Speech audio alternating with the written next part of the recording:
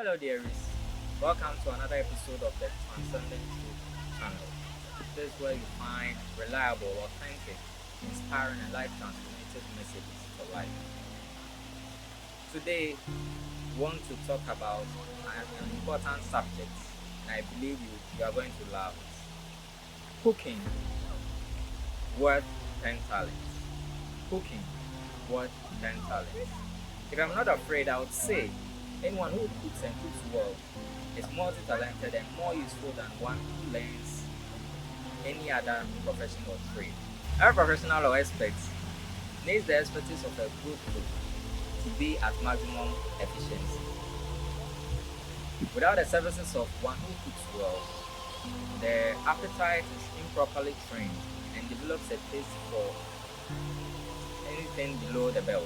Cooking is very important to the development of well-disciplined lives in matters of appetite, sex, study, health, and the mastery of oneself.